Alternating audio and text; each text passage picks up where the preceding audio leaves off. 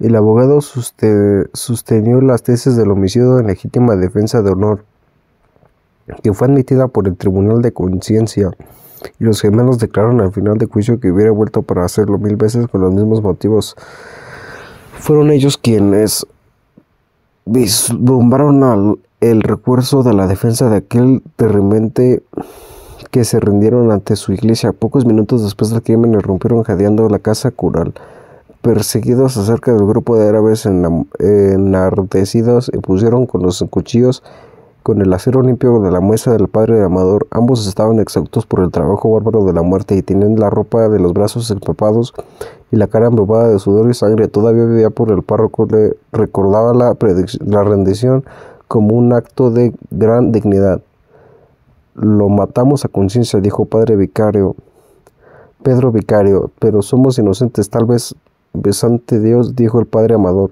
Ante Dios y ante los hombres, dijo Pablo Vicario, fue el asumo de honor. Más aún, la reconstrucción de los hechos fingieron un encarecimiento mucho más clemente, de que en realidad estaba en el extremo de que fue necesario reparar con fondos públicos la puerta principal de la casa de Plácida Linero, que quedó destornillada a la punta de cuchillo en un panóptico de Riohacha, donde estuvieron 3 años de espera del juicio porque no tenían con qué pagar la fianza de la libertad condicional. De los reclusos más antiguos lo recordaban por su buen carácter y su buen espíritu social, pero nunca advirtieron en ellos en ningún indicio de arrepentimiento. Sin embargo, la realidad parecía de ser de los hermanos Vicario.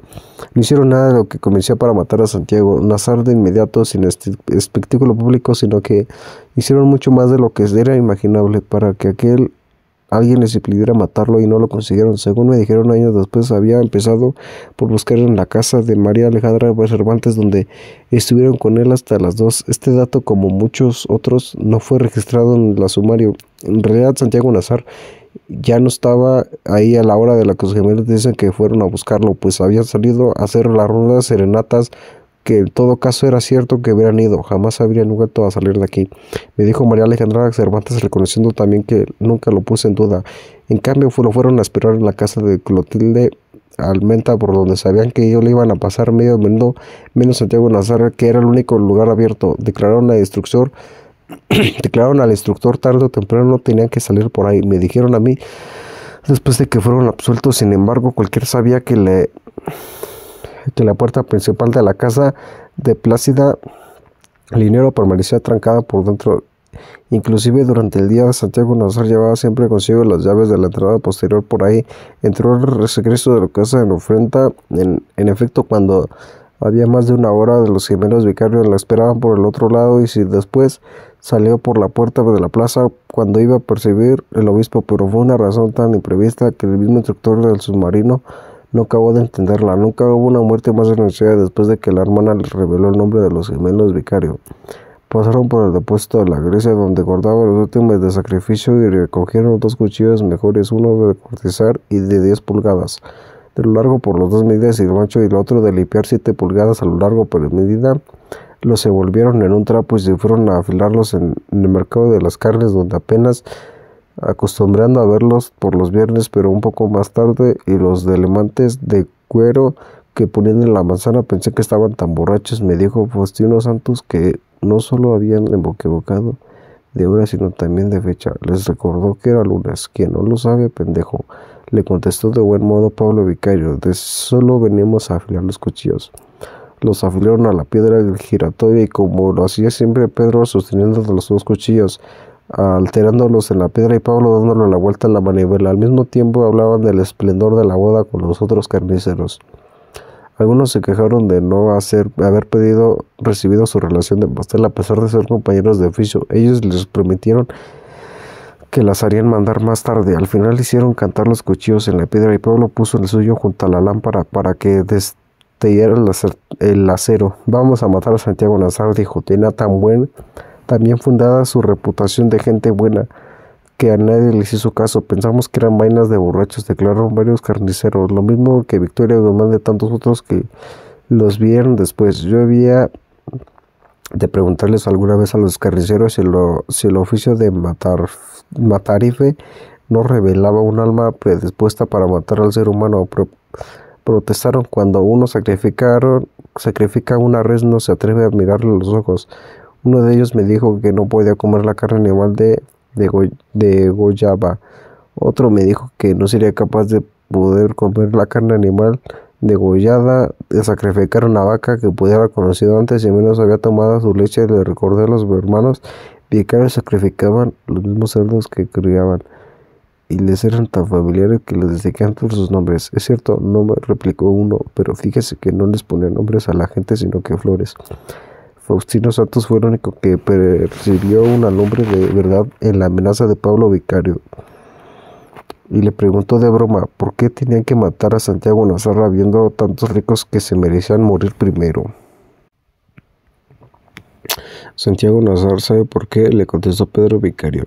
Faustino Santos me contó que había quedado con la duda y que le comunicó a la gente de la policía que pasó poco más tarde de comprar una librería de hígado para el desayuno del alcalde. La gente, de acuerdo con el somero de Aguendaba, se llamaba Leandro Pornoy y murió el año siguiente de una cornada de toro al yugular durante las fiestas patronales, de modo que nunca pudo hablar con él, pero Clotilde Armena me confirmó que la primera persona que estuvo en su tienda cuando los gemelos vicarios se habían sentado a esperar. Clotilde Armena acaba de reemplazar a su marido en el mostrador. Era el sistema habitual. La tienda vendía leche al amanecer y víveres durante el día y se transformaba en cantina desde las 6 de la tarde. Clotilde Armena le abría las 3:30 de la madrugada a su marido. El buen don Rogelio de la Flor se hacía cargo de la cantina hasta la hora de cerrar, pero aquella noche hubo tantos clientes descarrillados de la boda que se contestó apenas se acostó pasadas de las 3 sin haber cerrado. Y ya Clotilde Armena estaba levantando más temprano de costumbre porque quería terminar antes de que llegara el obispo. Los hermanos vicario entraron a las 4:10. A esa hora solo se vendían las cosas de comer, pero Clotilde Armena le vendió la botella de aguardiente de caña, no solo por el aprecio de las que les tenía, sino porque también estaba muy agradecida por la posesión del pastel de la boda que le habían mandado. Se dieron la botella entera, dijo Clotilde Armena, y ya no podían levantar represión ni el petróleo de la lámpara. Luego le quitaron las chaquetas de paño y las colgaron con mucho cuidado en el espaldar de las sillas y pidieron otra botella. Tenían camisa sucia de sudor seco y una barra del día anterior que les daba un aspecto montuno.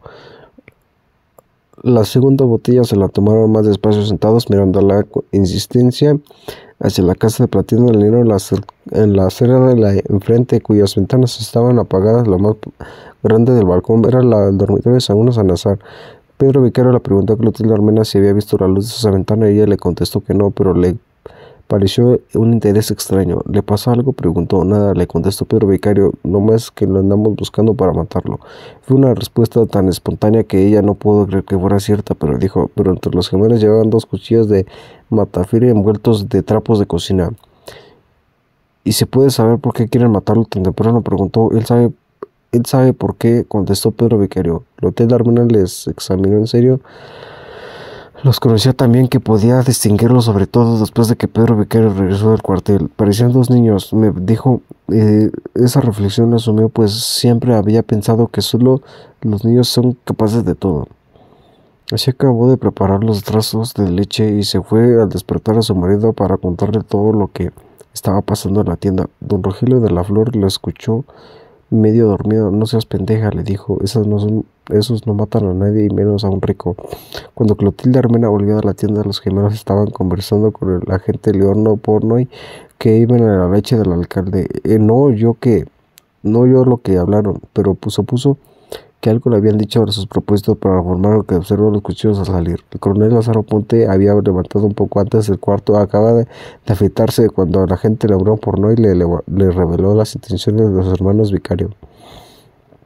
Había resuelto tantos pleitos de amigos de la noche anterior que no habían dado ninguna prisa a uno más. Se vistió con calma, se hizo varias veces hasta que le quedaron perfecto el cobartín de mariposa y se colgó en el cuello el escapulero de congresión de María para recibir al obispo. Mientras se desayunaba, Un queso de hígado cubierto de anillos de cebolla. Su esposa le contó muy excitada que Brian Salvador Román había devuelto a Ángela Vicario, pero él no lo tomó con igual dramático. Dios mío, se burló. ¿Qué se va a pensar del obispo? Sin embargo, antes de terminar el desayuno, recordó lo que se acaba de recibirle de las ordenanzas. Junto a las dos noticias se describió de inmediato que estaban cansadas exactas con dos piezas de acertijo. Entonces fue a la plaza por la calle del Puerto Nuevo, cuyas casas empezaban a revivir por la llegada del obispo. Recuerdo con seguridad que eran casi las 5 y empezaban a llover. Me dijo el coronel Lázaro Aponte. En el trayecto de las 3 personas le devoraron para cantarle el secreto de los hermanos Vicario, esperando a Santiago Nazar para matarlo, solo que se supone decirles dónde le encontró por la tienda de Clotilde Armena. Cuando lo vi pensé que eran puras bravuconas. Me dijo que su lógica personal, porque no estaban tan borrachos como yo creía. Ni siquiera lo interrogó sobre sus intenciones. Complacencia de sí mismo, como que había sorteado la alarma de la esposa. Imagínense, le dijo, ¿qué iba a decir el obispo si lo encontraba en ese estado? Ellos se fueron. Clotilde Armena sufrió una desilusión más con ligereza del alcalde, pues pensaba que debía arrestar a los gemelos hasta esclarecer la verdad. El coronel Aponte le mostró los cuchillos con argumento final. Ya no tienen con qué matar a nadie, dijo. No es por eso, dijo Clotilde Armena. Es para librar a los pobres muchachos del horrible compromiso que le había caído encima. Pues sí, lo habían oído. Tenía la certidumbre de que los hermanos Vicario no estaban tan ansiosos por cumplir la sentencia como por encontrar a alguien que le hiciera el favor de impedírselo. Pero el coronel Aponte estaba en paz con su arma. No se detiene a nada de los sospechosos. Dijo, ahora es cuestión de prevenir a Santiago Nazar y feliz año nuevo. Clotilde Armena reconocería siempre que el talante rechoncho del coronel Aponte le causaba una cierta desdicha, en que en cambio yo lo revocaba como un hombre feliz, aunque un poco trastornado por lo que practicaba, solitaria de espiritismo, aprendido por correo. Su comprendido de aquel lunes fue la prueba determinante de su ferocidad. La verdad que no volvió a acostarse con Santiago Nazar hasta que lo vio en el puerto. Entonces se felicitó por haber tomado la decisión justa. Los hermanos Vicario le habían contado su propósito a más de 12 personas que fueron a comprobar leche, y esos dos la habían divulgado por todas partes antes de las 6. A Clotilde Armena le parecía imposible que no se supiera en la casa de enfrente. Pensaba que Santiago Nazar no estaba ahí, pues no había visto encenderse la luz del dormitorio, y a todo lo que él pudo le pidió prevenirlo. Donde le vieran se le mandó a decir, inclusive el padre Amador con la novicia de servicio, que se fue a cobrar leche para las monjas. Después de las 4, recagado urgente, Victoria Guzmán con la pordiosera que iba todos los días a pedir un poco de leche por claridad. Cuando bramó el buque del obispo, casi todo el mundo estaba despierto para recibirlo, y éramos muy pocos quienes no sabíamos que los gemelos Vicarios estaban esperando a Santiago Nazar para matarlo, y se conocía además el motivo por sus promesores completos. Clotilde Armena no había acabado de vender la leche cuando volvieron los hermanos Vicario con otros 2 cuchillos envueltos en periódicos. Uno era de descuartizar y el otro de hoja oxidada y dura, de 12 pulgadas de largo por 13 de ancho, que había sido fabricado por Pedro Vicario con el metal de una cegueta. Era una época en la que no veía cuchillos alemanes por causa de la guerra. El otro era más corto, pero ancho y curvo. El juez instructor lo dibujó en su submarino, tal vez porque no lo pudo reescribir, y se arriesgó apenas a indicar que parecía un alfanje en miniatura, pues fue eso uno de estos cuchillos que se cometió crimen, y ambos eran rudimentarios y muy usados. Faustino Santos no pudo entender lo que había pasado. Vinieron a afilar otra vez los cuchillos, me dijo, y volvieron a gritar que los oyera, que iban a sacarle las tripas a Santiago Nazar. Así que yo creí que estaban mamando gallo, sobre todo porque no me fijé en los cuchillos y pensé que eran los mismos que esta vez. Sin embargo, Clotilde Armena notó desde que los vio entrar que no llevaban la misma determinación de antes.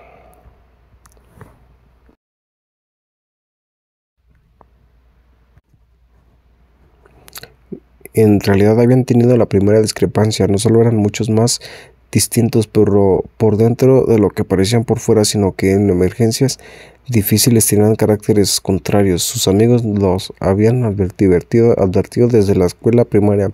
Pablo Vicario era 6 minutos mayor que el hermano, y fue más imaginativo y resuelto hasta los adolescentes. Pedro Vicario me pareció siempre más sentimental, por lo mismo más autoritario. Se representaban juntos por el servicio militar a los 20 años y Pablo Vicario fue examinado porque se quedaba frente de la familia, pero Vicario cumplió el servicio durante los 11 meses del patriotismo de orden público. El régimen de tropa agravado por el miedo de la muerte le maduró la vocación de mandarle la costumbre de decir por su hermano. Regresó con una blenorguía de sargento que resistió los métodos más brutales de medicina militar, las inyecciones de arsénico y las purgaciones de permangano del doctor diagnóstico y Gurán. Solo en la cárcel lograron sanarlo.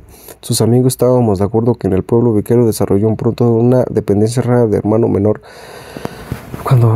Cuando Pedro Vicario regresó con un alma cuartelerina y de la novedad de levantarse de la camisa para mostrarse a quien quisiera verla, una cicatriz de la bala del sedal en el costado izquierdo, llegó a sentirse inclusive una especie de favor ante la blenoragancia del hombre grande con su hermano, que se veía una consideración de guerra. Pedro Vicario, según declaración profina, fue el que tomó la decisión de matar a Santiago Nazar. Al principio de su hermano no hizo más que seguirlo, pero también fue el quien pereció por darlo cumplido el compromiso cuando los desarmó el alcalde, y entonces fue Pablo Vicario quien asumió el mando. Ninguno de los dos mencionó este desacuerdo en sus declaraciones separadas ante el instructor, pero Pablo Vicario me confirmó varias veces que no fue fácil convencer al hermano de la resolución final. Tal vez no fuera en realidad solo una ráfaga de pánico el hecho de que Pablo Vicario entró solo en la política de buscar otros 2 cuchillos mientras el hermano organizaba una gota de gota tratando de orinar bajo los bajo los tamarindos. Mi hermano no supo nunca lo que es eso, me dijo Pedro Vicario. Nuestra única entrevista era de cómo orinar vidrio molido. Pablo Vicario le encontró todavía abrazando el árbol cuando volvió a los cuchillos. Estaba sudando frío de dolor, me dijo. Trató de decir que me fuera.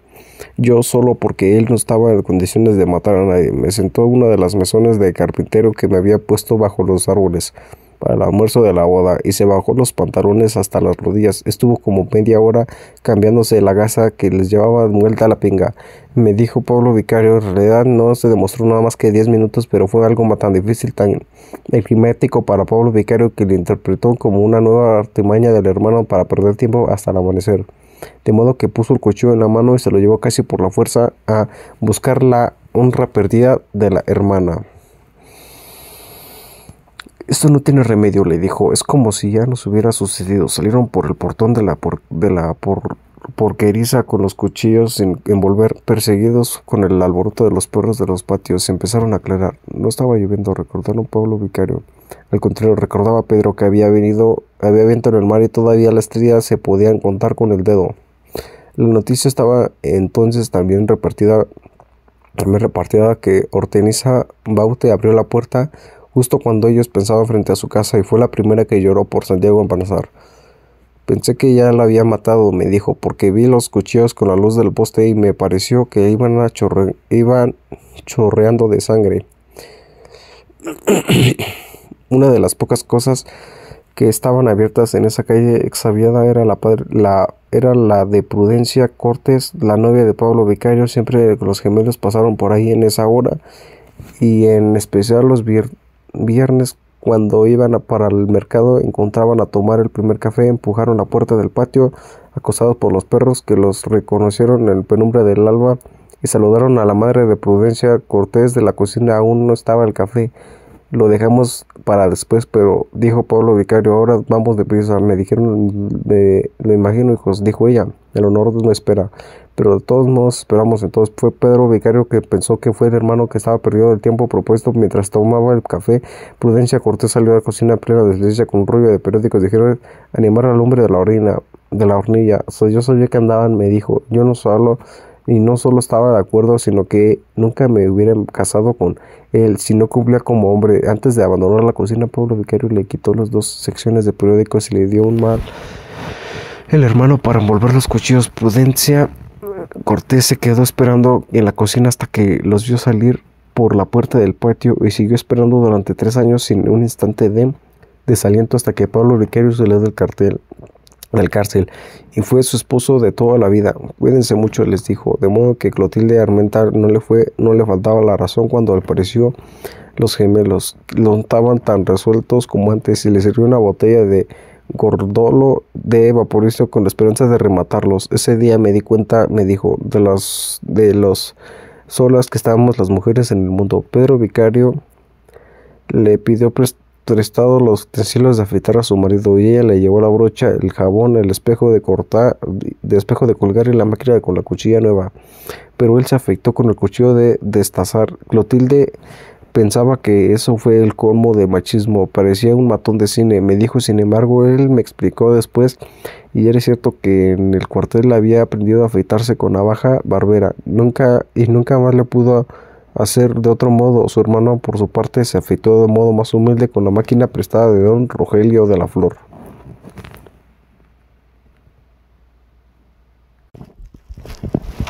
Por último se vivieron la batalla en silencio, muy despacio, contemplando con el aire lelo de los amanecidos de ventana apagada con la casa de enfrente, mientras presaban clientes fluidos, fingidos, comparando leches sin necesidad de preguntando por cosas de comer que no existían, con la intención de ver si era cierto que estaban esperando a Santiago Nazar para matarlo. Los hermanos Vicario no verían con encenderse esa ventana. Santiago de Nazar entró a la casa a las 4:20, pero no tuvo que encender ninguna luz para llegar al dormitorio, porque el foco de la escalera permaneció encendido durante la noche. Se tiró en la cama durante la oscuridad de la ropa puesta, pues solo le quedaba una hora para dormir. Y si lo encontró Victoria Guzmán cuando subió a despertarlo para recibir a un obispo, habíamos estado juntos en la casa de María Cervantes hasta pasadas las 3, cuando ella misma despechó a los músicos y apagó las luces del patio del baile para sus muelas de placer. Se acostaron solas a descansar. Hasta 3 días de sus noches trabajaban sin reposo, primero atendiendo en secreto a los invitados de honor y después desempañadas a puertas abiertas, con las que nos quedábamos incompletos con la parranda de la boda. María Alejandrina Cervantes, de quien decimos que solo había de dormir una vez para morir, fue la mujer más elegante y la más tierna que conocí jamás, y la más servicial en la cama, pero también la más severa. Había nacido y crecido aquí, y aquí vivía en la casa de las puertas abiertas, con varios cuentos de alquiler y enorme patio de baile con calabazos de luz comparados con los bailines chinos y los Paramaribo. Fue ella quien arrasó con la virginidad de mi generación. Nos enseñó mucho más de lo que debíamos aprender, pero nos enseñó sobre todo que en ningún lugar en la vida es más triste que una cama vacía. Santiago Nazar perdió el sentido desde que la vio por primera vez. Yo lo previne, halcón que se atreve con garza guerrera peligrosa espera. Pero él no me oyó, aturdido con los silbidos quimeros de María Alejandra Cervantes. Ella fue su pasión desquiciada, su maestra de lágrimas a los 15 años, hasta que Ibrahim Nazar se lo quitó de la cama a correazos y lo encerró más de un año en el divino rostro. Desde entonces siguieron desvinculados en el afecto serio, pero sin el desorden del amor, y ella le tenía tanto respeto que no volvía a acostarse con nadie, y él sí estaba presente en aquellas últimas vacaciones. Nos despechaba temprano en el pretexto inverosímil de que esperaba, cansada de que dejaba las puertas de tranca y la luz encendida en el corredor para que yo volviera a entrar en secreto. Santiago Nazar tiene un talento casi mágico para las disfraces, y su diversión predilecta era trastornar la identidad de las mulatas. Sacaban las troperos de unas para disfrazar a las otras, de modo que todas terminaban sentirse distintas a sí mismas e iguales a las que no eran. En cierta ocasión una de ellas se vio repetida de la otra con tal de acierto que sufría con la crisis de llanto. Sentí que me había salido del espejo, dijo, pero aquella noche María Alejandra Cervantes no permitió que Santiago Nazar se complaciera por última vez en sus artificios de transformista, y lo hizo con pretextos tan frívolos que el mal sabor de ese recuerdo le cambió la vida. Así que nos llevamos a los músicos a una ronda de serenatas y seguimos a la fiesta de nuestra cuenta. Mientras los gemelos Vicario esperaban a Santiago Nazar para matarlo, fue el que apenas se le ocurrió a las 4 de la subiéramos a la colina del viudo Sioux, cantantes de los recién casados. No solo cantamos las ventanas, sino que tiramos cohetes y reventamos petardos en los jardines. pero no percibimos ni una señal de vida dentro de la quita, ni que nos ocurrió ni que nadie, sobre todo porque el automóvil nuevo estaba en la puerta, todavía en la capulata plegada con las cintas de rastro y los masecos de las aljamares de parafila que le habían colgado a la fiesta. Mi hermano Luis Enrique, que entonces contaba con la guitarra como profesional, improvisó el honor de los recién casados una canción que equivocados matrimoniales. Hasta entonces no había llovido, al contrario, una luna estaba en el centro del cielo y el aire era difamado en el fondo del precipicio y se veía el rezagado de la luz de los fuegos fautos del cementerio. Intermitente en el mar y nos dijo que era el ánima de pena del barco negro que había hundido en el cargamento de los esclavos en el Gar. Fue a la boca grande de la Carolina de Indias. No era posible pasar si tuvieras algún malestar en la conciencia, aunque entonces no sabía que la enfermera vida matrimonial de Ángela Piquero había terminado 2 horas antes. Bayardo San Román la hablaba llevado a pie a casa de sus padres para que el ruido del motor no delatara su desgracia antes de tiempo, y estaba otra vez solo con las luces apagadas en la quinta feliz del viudo Axiom. Pero cuando bajamos la colina, mi hermana nos invitó a desayunar un pescado frío en las fondas del mercado, pero Saúl nos apuso porque quería dormir una hora hasta que llegara el obispo, y se fue Cristo a lavar por la orilla del río, bordeado tampos de pobres que empezaban a encenderse en el puerto antiguo, y antes de doblar la esquina nos hizo una señal de adiós con la mano para que fuera la última vez que lo viéramos. Cristo Bedoya, con quien no estábamos de acuerdo para encontrarlo más tarde al puerto, los pidió la segunda posterior de su casa. Los perros ladraban por costumbre cuando se sentían entrar, pero él los apaciguaba con la penumbra, con el fogón. Cuando él pasó por la cocina hacia el interior de la casa, Blanco lo llamó, ya estaba en el café. Santiago Nazar le dijo que lo tomaría más tarde y le pidió decirle a Diva Flor que lo despertara a las 5:30 y que lo llevara a una muda de ropa limpia, igual que lo llevaba puesta un instante después de que él subió a acostarse. Victoria Guzmán recibió un recado de Clotilde Armena con la producera de la leche. A las 5:30 cumplió la orden de despertadora, pero no mandó a Divina Flor, sino que le subió ella misma con el dormitorio con el vestido, sino de que perdía ninguna ocasión de apresurar a la hija contra las garrafas del boyardo. María Alejandra Cervantes había alejado sin tranca la puerta de la casa. Me despedí y mi hermano atravesé del corredor donde dormían los gatos de las mulatas almohadadas entre los lipanes y le empujé sin tocar la puerta del dormitorio. Las luces estaban apagadas, pero tan pronto como entré percibí el olor de la mujer tibia y los ojos de los leoparda, insomnio de la oscuridad, y después no volví a saber de mí mismo hasta que empezaron a sonar las campanas. De paso para nuestra casa, mi hermano entró a comprar los cigarrillos en la tienda de Clotilde. Había bebido tanto que sus recuerdos de aquel encuentro fueron siempre muy confusos, pero no olvidó nunca el trago mortal que le ofreció Pedro Vicario. Era candela pura, me dijo Pablo Vicario. Él había empezado a dormirse despierto, sobrepensando el resultado de cómo iba a sentir entrar, y mostró el cuchillo. Vamos a matar a Santiago Nazar, le dijo. Mi hermano no lo recordaba, pero aunque lo recordara no lo hubiera creído. Me había dicho muchas veces: ¿a quién carajo se le va a ocurrir que los gemelos iban a matar a nadie, a menos con un cuchillo de puercos? Luego le preguntaron dónde estaba Santiago Nazar, pero no los habían visto nunca junto a los dos. Y mi hermano no recordó tampoco su propia respuesta, pero realmente de sus hermanos vicarios les sorprendieron tanto lo horrible que dejaron de establecerla. En el sumario, con declaraciones separadas, según ellos, mi hermano dijo: Santiago Nazar está muerto. Después del imperio de la bendición, tropezó en el perfil de la puerta y salió dando tumbos.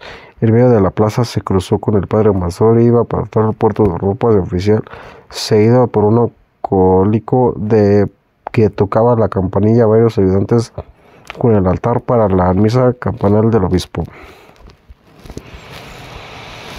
Al verlos pasar con hermanos vicarios, se santiguaron, misa de campanal del obispo. Al verlos pasar, hermanos se santiguaron. Clotilde Armena se contó que había perdido algunas últimas esperanzas cuando el párroco pasó por al largo de frente de su casa. Pensé que no había recibido mi recargo, dijo. Sin embargo, el padre Amador me confesó que muchos años después de retirado del mundo de tenebrosa casa de la salud del Catabel, que entró, había recibido el mensaje de Clotilde, y otros parecían más perentorios. Mientras se separaba para ir al puerto, la verdad es que no supe qué hacer, me dijo, pero después resolví decirle que algo le pasaba.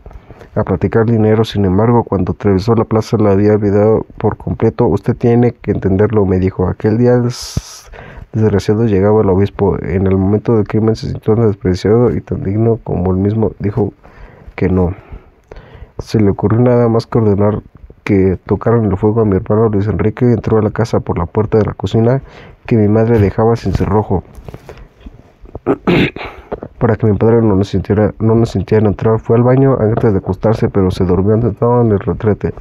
Cuando mi hermano Jaime se levantó para ir a la escuela, lo encontró tirado boca abajo en las baldosas y contando dormido. Mi hermana, la monja, que no irá a esperar al obispo porque tenía una cruda de 40 grados que conseguía despertarlo. Estaban dando las 5 cuando fui al baño, me dijo más tarde cuando mi hermana Margot entró al bañarse para ir al puerto. Logró llevarlo a las duras penas al dormitorio. Desde el otro lado del sueño oyó sin despertar los primeros bramidos del buque del obispo. Después de dormir al fondo revendiendo la baranda hasta que mi hermana la monja entró en el dormitorio tratando de ponerse el hábito a la carena y se despertó con su grito de loca. Mataron a Santiago Nazar.